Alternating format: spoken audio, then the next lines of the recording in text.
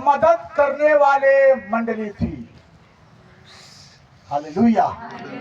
अगर कोई हमारी मंडली में किसी को कमी घटी है, सहायता की जरूरत है, तो मंडली सबसे पहले सहायता की हाथ बढ़ाने वाले मंडली होना चाहिए।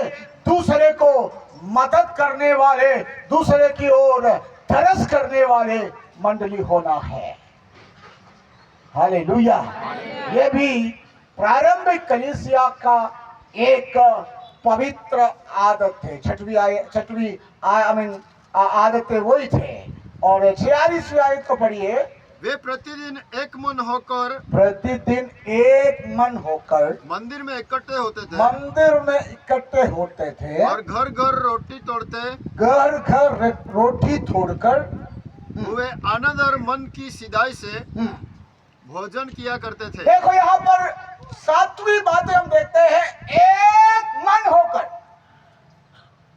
बोलिए एक मन होकर। एक मन जोर से बोलिए एक मन होकर। हालेलुया। कलीसिया में एक ही अभिप्राय होना चाहिए। कलीसिया में एक मन होना चाहिए।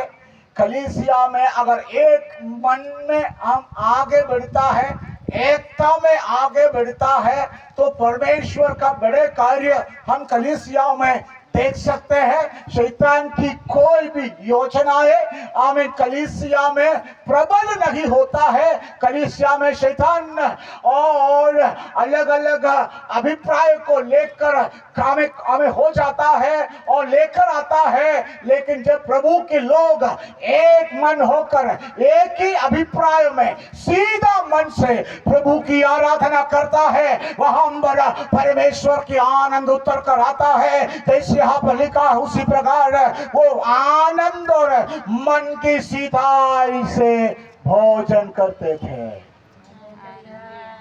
हालेलुया। 7वीं बात, हमारी मंडलियों में एक मन की भावना रखना है। हालेलुया। हालेलुया। हालेलुया। हालेलुया। बोलो प्रभु यीशु मसीह की जय। सबको सहायता करना, सबको एक तरीके से देखना।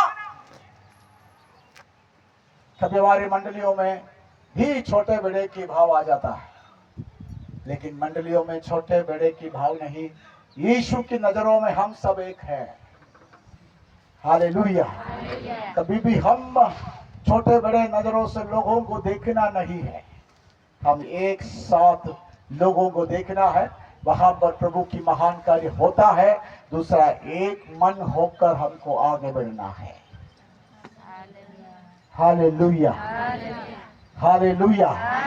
8वीं आयत को बोलकर मैं बंद करूंगा। सामने आखिरी आयत को पढ़िए।